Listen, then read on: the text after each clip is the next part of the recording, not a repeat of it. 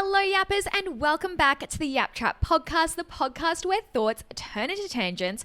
I'm your host Jordan and this is the show where we cover the best and messiest of pop culture. So let's dive straight in. But before we do, please don't forget to like, subscribe or follow wherever you're listening to the show.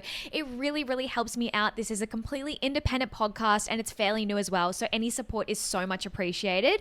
Alrighty, let's get into the topic today. So as you would see from the title of today's episode, we are going to be discussing the brand new 3-part Victoria Beckham Netflix documentary that just dropped. And I'm so excited to get into it. The night that it came out, I immediately started playing it because I knew I wanted to do an episode about it. Because if we cast our minds back to not that long ago, Beckham, the documentary that covered David Beckham's career, was a massive hit last year. And I remember watching that documentary. It was amazing. It was an incredible documentary. It was very gripping. And, you know, the Beckhams have been in the tabloids a lot recently with everything that's happening between Brooklyn and Nicola Peltz Beckham and Victoria and David Beckham. And I even did an episode on this podcast a couple of episodes ago discussing the Brooklyn and Nicola Peltz Beckham / Beckham family feud. So if you're interested in that, definitely go back and check out that episode. It's definitely a great episode. But because of that, I was really excited for this documentary because I was so excited to see what new information is unearthed in this documentary.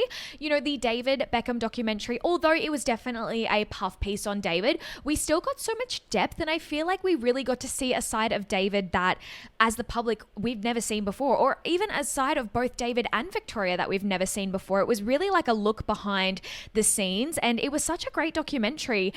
So I was so excited for this documentary because in David's documentary, Victoria had so much personality. So I was really excited to have her moment to shine.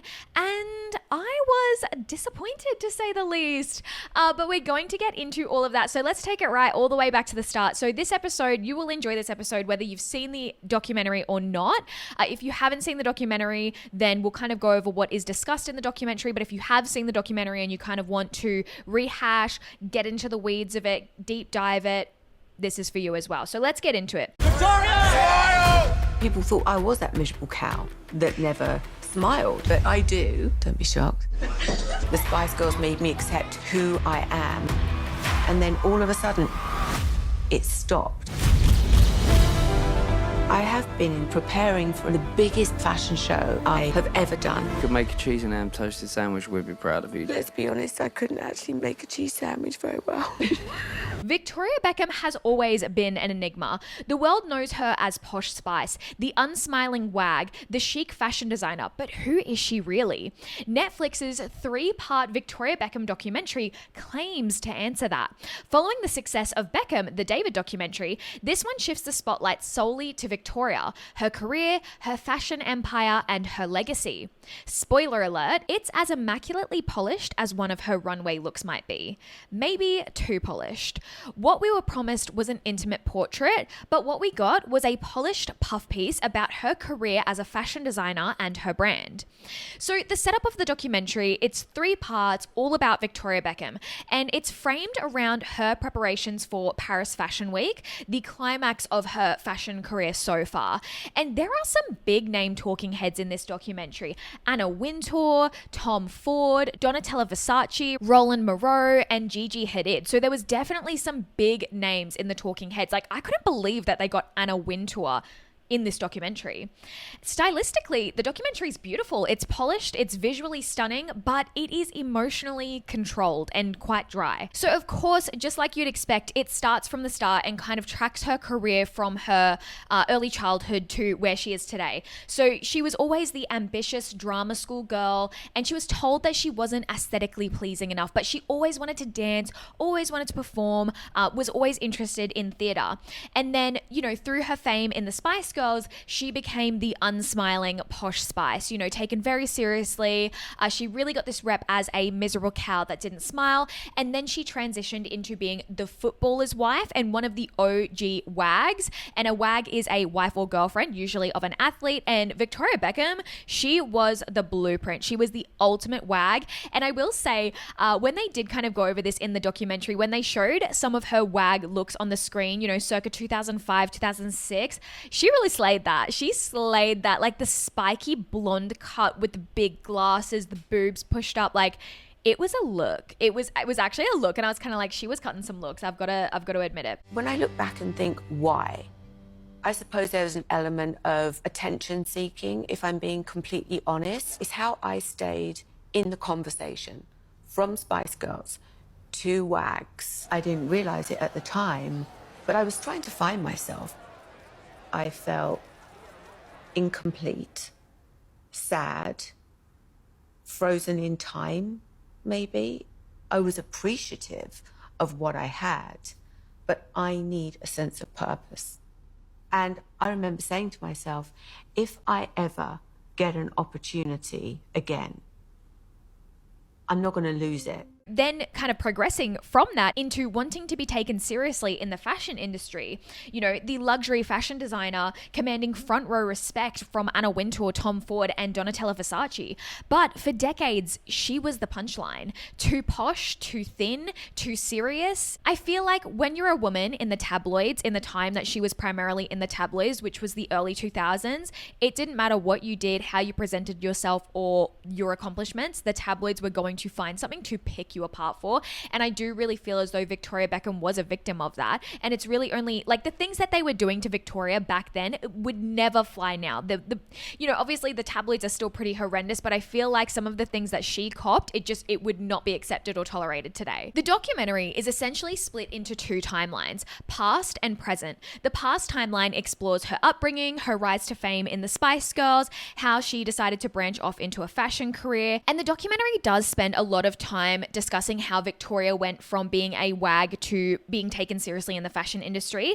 But then we get the present day timeline, which explores a fashion show at Paris Fashion Week. And the stakes are high. Her entire team is rushing around to get things done in time for this show.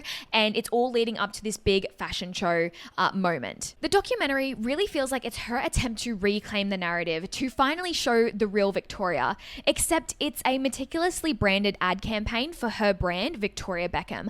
I feel like after the success of David's documentary, where people were applauding how real it was and how much they loved the Beckham family, it's almost like Victoria was like, oh, this is a great opportunity to spotlight my business and improve my reputation. Like, this truly feels, I think that's part of the problem. It feels quite soulless because it feels like a business transaction. And of course, that's what it is. It's a documentary. They've signed a deal with Netflix. You know, money is to be made, but it feels quite soulless because it feels like such an ad for her brand, Victoria Beckham. So let's kind of go over the fashion journey that was discussed throughout the documentary, because that's what the documentary was about at the end of the day.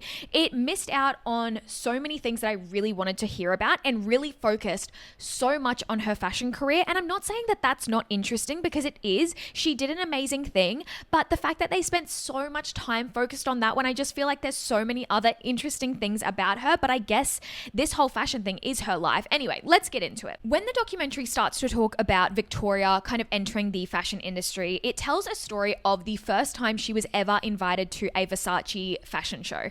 So Donatella Versace invited Victoria Beckham to come to this fashion show, and this was while she was in the Spice Girls, like peak Spice Girls fame.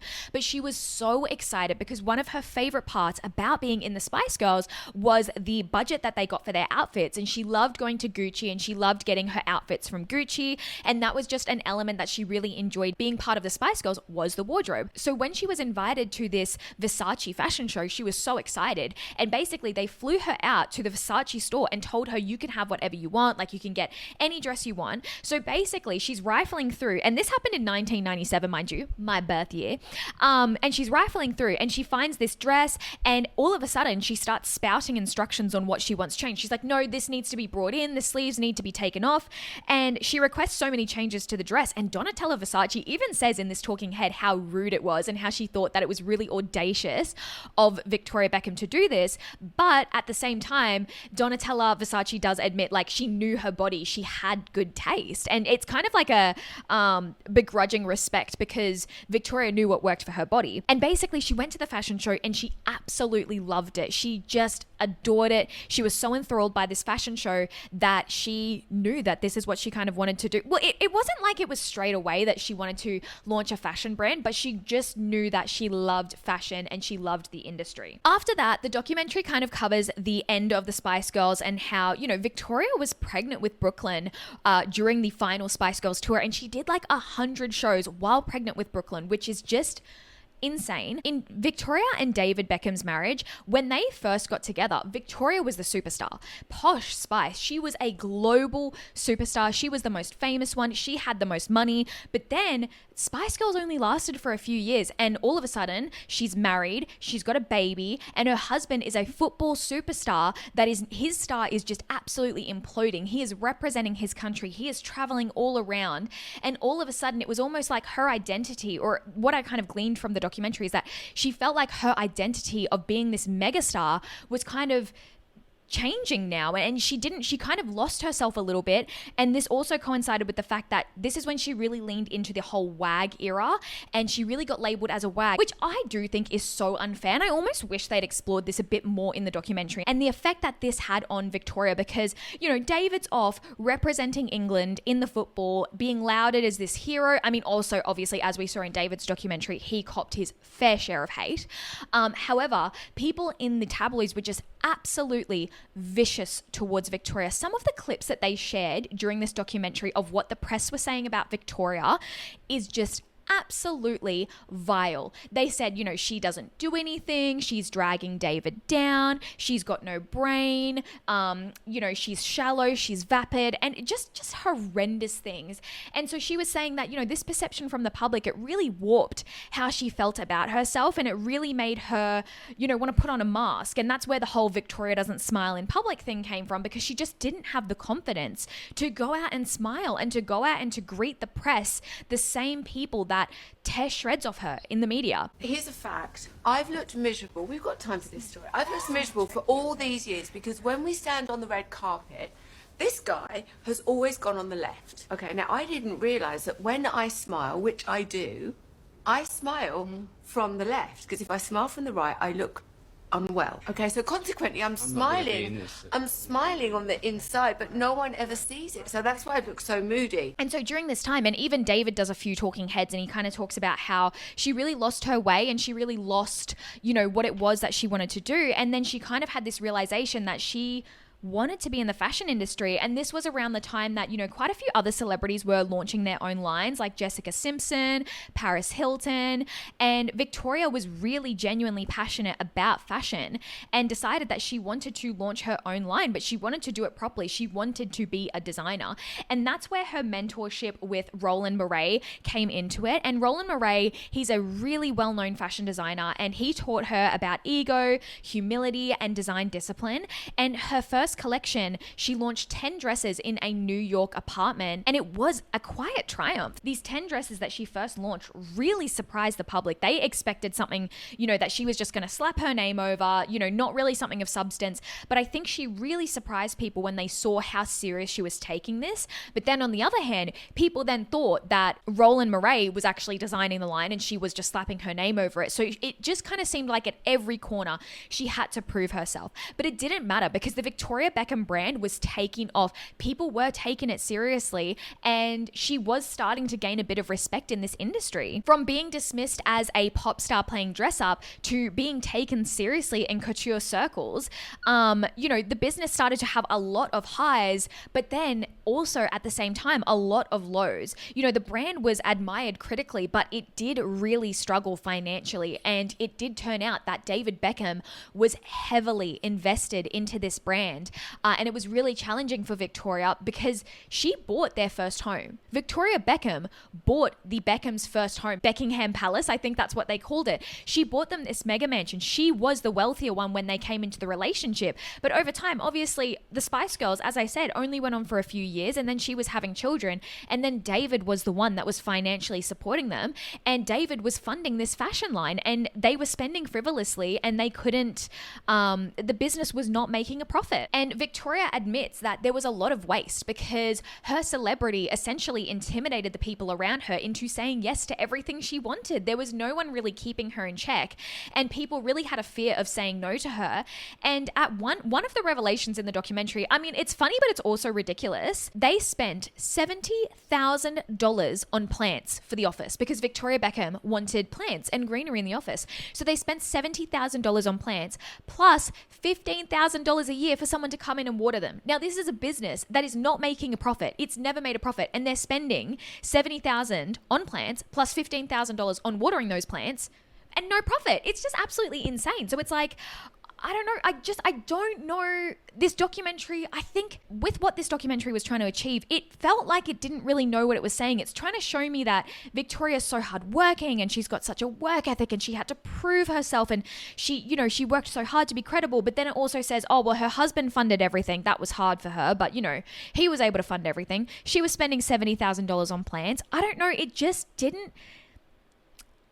I didn't sympathize with her as much as I think that this documentary wanted me to. So before I really get into what I disliked about this documentary, let's talk about what this documentary did well. There is no denying that Victoria Beckham does have a drive to prove herself and that she does have a drive to make her family, her husband, her children proud, and she does have a drive to prove the world wrong about her. I think that there's no denying that, and I don't think she would be where she is if she didn't have a strong work ethic. She was in a globally famous girl band that sold millions and millions of records. And as I said at the start, she toured and did 100 shows while pregnant. And I do really applaud her for that. And I think that does showcase a really strong work ethic. And it kind of goes into her background and how her dad really instilled those values in her. We do get to see Victoria in her element in the studio, pinning clothes, building looks. And it is clear that she is truly passionate about Victoria Beckham, the brand. I think that's the whole reason she did this, is because she does. It is clear she loves the fashion industry. She's so passionate about her brand, about what she's building, about the business, about the clothes that she's designing and the beauty products that she's designing. It's clear that she's passionate about it. There's no denying that. It does capture parts of a deeper story, finding your calling, becoming more confident after being misunderstood for decades. These were all parts of the documentary that I really liked. And another thing that I liked, and I think this is what I liked about the David Beckham documentary, is that it does infuse a little bit of humor in there. These are massively famous celebrities, but you can tell at the end of the day, they have their little jokes and they feel comfortable around each other. And it's nice to see that. But this documentary had a level of polish to it that just didn't hit right. I don't know. I will say as well, the Paris Fashion Week storyline, which is set in the present day, I actually quite enjoyed that. And although it was definitely they were definitely really hamming it up. So in this, in the present day storyline for the documentary, basically everything that could go wrong with this fashion show is going wrong. So this is meant to be an outdoor fashion show. It is torrentially raining. So they're panicking, running around, what are we going to do? How are we going to stop the rain? And then one of their models, who is meant to be wearing a sheer skirt, stacks it on her bike and mangles her knee essentially. So her knee looks really messed up. So all of a sudden she can't wear this sheer skirt. And, the atelier, they're working 24 hours. They're pulling all-nighters. So many things are going wrong that I was actually interested. I was like, oh my gosh, what's going to happen in the fashion show? That part was interesting, I'll admit. Definitely still not I do feel like there was an element of manufacturing a bit of drama and manufacturing Victoria's involvement in it but the thing is, you could see how stressed her team was, and you could tell that she really cared about this and that it was important to her. But I feel like a lot of that stress was mainly with her team. So I kind of felt bad for her team, if I'm being honest, or the people that work for Victoria Beckham. There were some raw moments in this documentary. She did open up and share honestly about her loneliness after the Spice Girls split, from Spice Girl to someone's wife, and that she had no creative outlet, no identity beyond being a wag. And she admits to attention-seeking behavior during that time when she didn't have her own thing and she was just considered David Beckham's wife, that she did dress outrageously for the paparazzi as a way to stay relevant and as a way to kind of lean into what was already being said about her. So I did really enjoy that. I enjoyed when she spoke candidly about her past. She did also open up a little bit about her eating disorder and her body image. She was bullied as a child relentlessly and then targeted by the media. And basically she went to a ballet school, or she went to a theater school when she was a teenager. And allegedly at this theater school, they told her she didn't have the correct figure. I'm taking words from this documentary. This was the language that was used. They essentially said that she was called fat at this theatre school and put at the back of the dancers to hide her. And of course, as a teenage girl, this would have deep psychological issues on you. Like that's just absolutely horrendous that she went through that. And then to top it all off, of course, being as famous as she was, being as scrutinized as she was, her weight was constantly under a magnifying glass. It's no wonder that she did develop an eating disorder. And horrifically enough, they literally weighed her on television. They literally weighed her on television 6 months postpartum to see if she had bounced back. It's just horrendous. And these sorts of things, like, you'd like to think that they wouldn't happen in today's day and age, what she endured. And, you know, articles were even tracking her weight just 11 days after giving birth. She gave birth and 11 days later, there were horrendous articles saying that she needed to lose the baby weight. It's just horrific. Like it would cause anyone to have a complex about it. However, again, I think it lacked depth. It did lack a little bit of authenticity. Like it felt quite shallow. It felt really, really shallow the way that she spoke about it. And I acknowledge that it would be hard to talk about this candidly and to rip off that band-aid and discuss something like an eating disorder when it has been speculated about in the public for over 20 years. It would be so challenging. But she's the one that did this documentary. She's the one that wanted this. She is the one that wanted to benefit from the public seeing a more raw and authentic side of her so that she could sell more dresses. So I just think it was too shallow. It didn't really, like, when she first started talking about the eating disorder, I was like, oh wow, like she's really going to go there. And then I think the documentary spent less than 5 minutes on it. Not even. They do discuss her stoicism a lot, and she does refer to the whole miserable cow expression quite a lot. And it's very clear that that commentary from the media about her being a miserable cow really did stick with her and really did affect her. And that, you know, this persona that she presented to the media, it truly was a mask to protect herself. And that, you know, she did that because she lacked confidence to be herself and to smile in front of the camera. And even in the documentary, we see that she's actually quite good friends with Eva Longoria, who is from Desperate Housewives, and that her and Eva Longoria were out one day and there was paparazzi, and she said it was crazy for her to watch Eva Longoria because Eva just, you know, turned it on for the paparazzi and smiled and waved and laughed, and Victoria just couldn't understand because her natural response when being photographed was to shut down and look straight ahead and not smile and not react. So, you know, being hounded by the paparazzi and the tabloids did really affect her. No wonder, of course. It's these confessions that are the strongest in the series. It's when I think the best parts of this documentary is when she's kind of looking back on her past and discussing how she really felt candidly. Those were the best parts of the documentary. I didn't care about her rise in the fashion world and how she became credible in the fashion world. That was so boring. It was the parts where she reflected on, yeah, I did this interview and they made this comment about me. I was really feeling this way. That is real. That is raw and candid. That's what I want to know. Not about like, oh, the fashion industry didn't take me seriously. We invited Anna Wintour to my fashion show. Like, it just was boring. So I know I've kind of been like shit talking this documentary the whole way through, but let's actually get into the issues that I have with this documentary. The documentary is framed as an intimate portrait into Victoria Beckham's life, but really it's a tightly curated PR piece. Everything, the lighting, the quotes, the talking heads reinforces her brand, reinforces Victoria Beckham, the fashion brand. Even as I said, those candid moments, those moments of reflection, although they are the best moments in the documentary, they feel rehearsed, polished, and yes, there's a level of vulnerability there, but it does feel not insincere, but rehearsed is the best term for it. It feels rehearsed. As a viewer, you're constantly aware that you're watching Victoria Beckham the brand, not Victoria Beckham the person. It's a 3-hour ad for the brand Beckham, and it works. Don't get me wrong, it works. It's very compelling, but it could have been so much more. Now let's talk about what's missing and what I think, if this had been added to the documentary, would have made it feel so much more enjoyable to watch and what would have given this documentary so much more depth. The number one thing that is missing is a acknowledgement or a discussion as to what's happening with her family right now. As we are aware, the Beckhams have been in the tabloids a lot. Basically, that there is a massive feud happening between Brooklyn and Nicola Peltz Beckham and Victoria and David Beckham. And that was not touched on at all. Brooklyn and Nicola were not mentioned once in this documentary outside of her referring to Brooklyn as a baby, but basically saying things like, oh, when I was pregnant with Brooklyn, or when Brooklyn was a baby, or when Brooklyn was 3.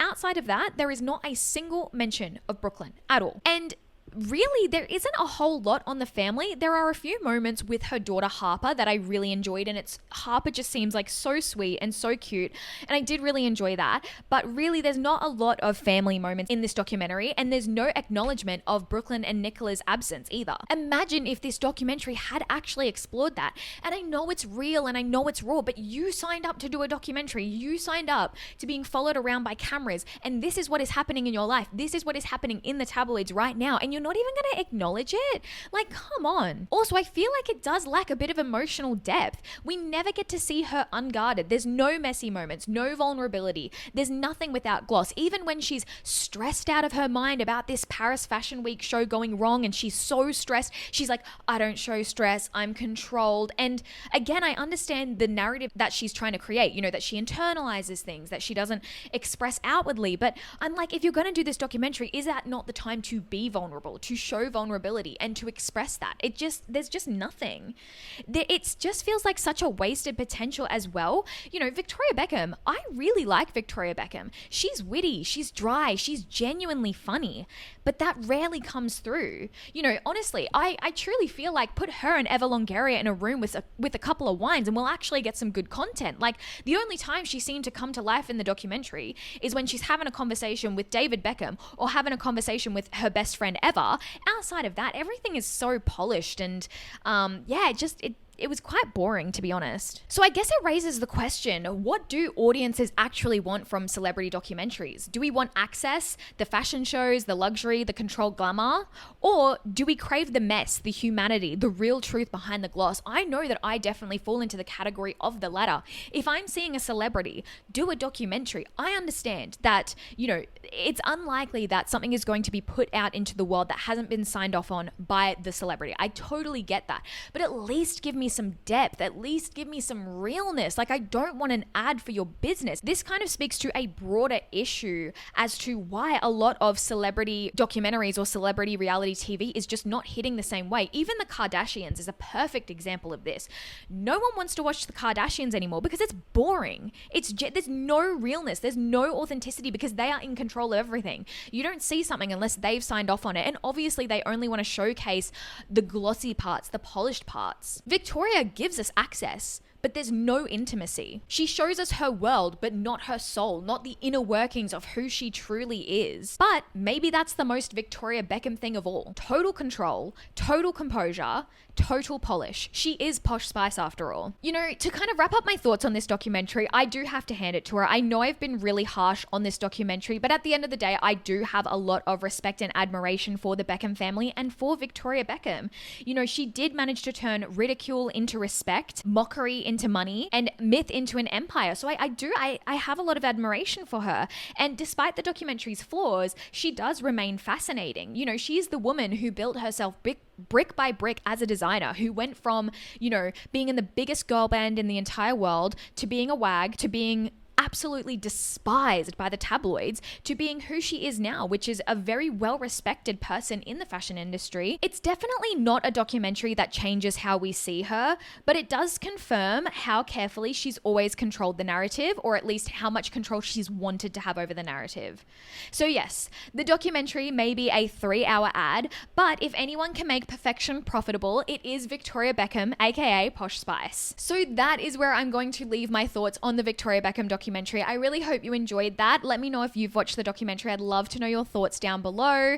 But yeah, that's it from The Trap this week. If you enjoyed this episode, please don't forget to rate this episode 5 stars if you're listening on a podcast platform. If you're watching this video on YouTube, thank you so much. Please don't forget to like and subscribe, follow wherever you're listening, and you can follow at Yap Trap the podcast on Instagram or TikTok for updates on the podcast. Thank you so much for listening and watching along.